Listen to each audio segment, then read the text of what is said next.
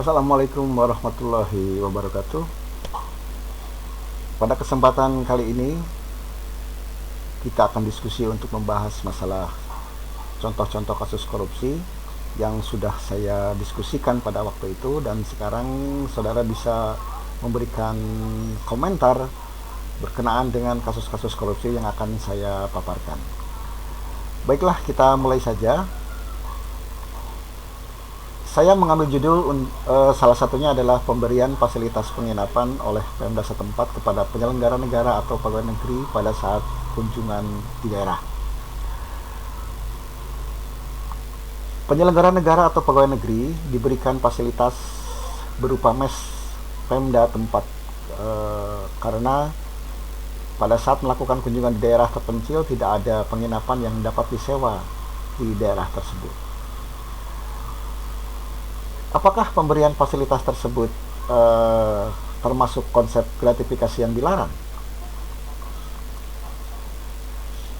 Ya, itu gratifikasi jika pemberian fasilitas tersebut tidak dikenakan biaya. Kemudian, tidak dan itu bukan gratifikasi jika pemberian tersebut dikompensasikan sesuai dengan ketentuan yang berlaku. Jadi, apa yang mesti diperhatikan dalam masalah ini?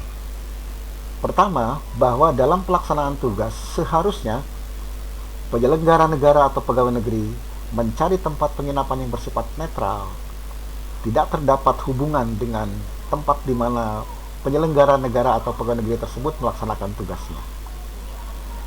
Yang kedua, jika penyelenggara negara atau pegawai negeri menginap pada mes Pemda setempat, maka penyelenggara negara ataupun pegawai negeri sebaiknya meminta pengelola mes agar mereka diperlakukan sebagai tamu umum dan membayar sama seperti tamu umum, karena biasanya untuk Pemda sendiri tidak dikenakan biaya. Lantas yang ketiga adalah perlu diperhatikan jika pengelola mes bersikeras untuk menolak pembayaran penginapan dari penyelenggara negara atau pegawai negeri, tidak boleh menggunakan anggaran biaya penginapan dari instansinya untuk kepentingan lain selain dinas, dan biaya untuk penginapan tersebut wajib dikembalikan ke instansinya. Nah, demikian. Inilah yang akan kita diskusikan secara lengkapnya, yaitu contoh-contoh kasus korupsi. Pertama adalah kasus dugaan korupsi Bupati Kota Waringin Timur. Pada awal Februari 2019, KPK menetapkan Bupati Kota Waringin Timur Supian Hadi sebagai tersangka terkait penyalahgunaan wewenang dalam penerbitan izin usaha pertambangan atau IUP. Nah, kepada 3 perusahaan, ketiganya adalah PT Fajar Mentai Abadi, PT Billy Indonesia, dan PT Aries Iron Mining. Masing-masing perizinan itu diberikan kurun waktu 2010 hingga 2012. Izin pertambangan yang diberikan diduga tidak sesuai dengan persyaratan dan melanggar regulasi. Akibat perbuatan Supian, kerugian negara ditaksir mencapai 5,8 triliun dan 711 dolar Amerika Serikat. Dugaan kerugian itu dihitung dari produksi hasil pertimbangan boksit, kerugian lingkungan, dan kerugian kehutanan akibat produksi dari kegiatan pertambangan itu. Supian juga diduga melakukan kegiatan yang menguntungkan diri sendiri, sebab ia diduga menerima sebuah mobil Toyota Land Cruiser seharga 710 juta, sebuah mobil Hammer H3 seharga 1,3 miliar, dan uang senilai 500 juta. Dan saat ini proses penyidikan atas kasus ini masih terus dilangsungkan oleh KPK. Sementara untuk kasus yang kedua ini, bantuan likuidasi Bank Indonesia.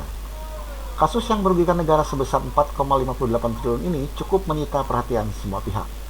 Pada pertengahan tahun ini, Mahkamah Agung membebaskan terdakwa yang juga mantan Kepala Badan Penyihatan Perbankan Nasional, Syarifuddin Arsyad Tumenggung. Padahal sebelumnya Pengadilan Tinggi DKI Jakarta menguatkan putusan Pengadilan Tindak Pidana Korupsi tersebut terhadap Syafruddin.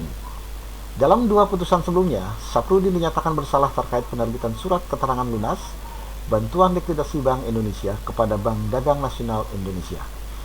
Pada pengadilan tingkat pertama, ia diganjar hukuman kurungan 13 tahun penjara dan denda 700 juta subsidiar 3 bulan kurungan.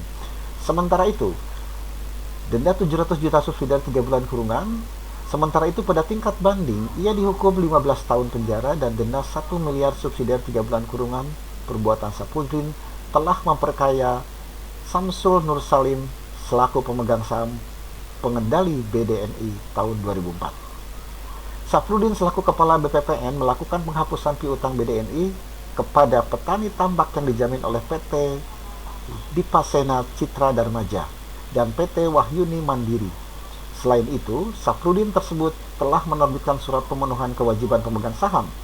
Padahal, Samsul Nur Salim belum menyelesaikan kewajibannya terhadap kesalahan misinterpretasi dalam menampilkan piutang BDNI kepada petambak yang akan diserahkan kepada BPPN. Perbuatan Safrudin dinilai telah menghilangkan hak tagih kepada Samsul Nur Salim. Kini KPK masih mempertimbangkan upaya peninjauan kembali atas putusan MA tersebut. Sementara di lain pihak, KPK telah menetapkan Samsul Nur Salim sebagai tersangka. Untuk yang ketiga ini adalah kasus EKTP. Setelah cukup lama tak terdengar perkembangannya, pada Agustus 2019, KPK mengumumkan 4 tersangka baru untuk kasus korupsi proyek kartu tanda penduduk elektronik. Keempatnya yaitu mantan anggota DPR Miriam S. Haryani, Direktur Utama Perum Percetakan Negara RI Insnu Edi Wijaya, Ketua Tim Teknis Teknologi Informasi Penerapan Kartu Tanda Penduduk Elektronik Husni Fahmi, dan Direktur Utama PT Sandipala Artapura Paulus Thanos. Sebelum keempat tersangka ini, 8 orang telah diganjar hukuman termasuk mantan Ketua DPR Setia Novanto. 7 orang lainnya yaitu 2 mantan pejabat Kementerian Dalam Negeri Irman dan Sugiharto, pengusaha Made Oka Masagung, dan mantan Direktur PT Murakabi Sejahtera Irvanto Hendra Pambudi Cahyo. Selanjutnya, pengusaha Andi Naragong dan Direktur Utama PT Quadron Solution Anang Sugianto Sidarjo, dan terakhir mantan anggota Komisi 2 DPR Markus Nari. Dalam kasus ini, negara dirugikan 2,3 triliun. Jumlah itu diperoleh dari perhitungan pembayaran yang lebih mahal dibandingkan harga real proyek.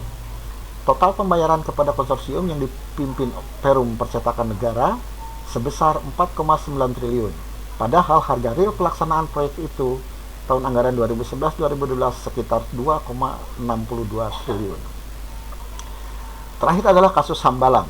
Kasus yang terjadi pada masa kepemimpinan Presiden Susilo Bambang Yudhoyono ini cukup menyita perhatian, sebab banyak nama high profile yang terlibat di dalamnya. Sebut saja mantan Menpora Andi Malarangeng dan juga adiknya, Coel Maralangeng. Kemudian dari 15 pejabat di Kemenpora yang diperiksa Kejagung, 2 tersangka bahkan mantan Ketua Umum Partai Demokrat Anas Urbaningrum dan mantan Bendahara Umum Partai Demokrat M. Nazarudin, juga sejumlah direksi BUMN pengusaha dipidana dalam kasus ini. Ketua BPK Hari Azhar Aziz saat menghadiri rapat terbatas di kantor Presiden pada 30 Maret 2011 mengungkapkan kerugian negara atas kasus proyek senilai 1,2 triliun itu mencapai ratusan miliar. Hasil audit investigasi BPK tahun 2012 ada kerugian negara sekitar 243 miliar dan audit investigasi BPK 2013 kerugian negara 463 miliar.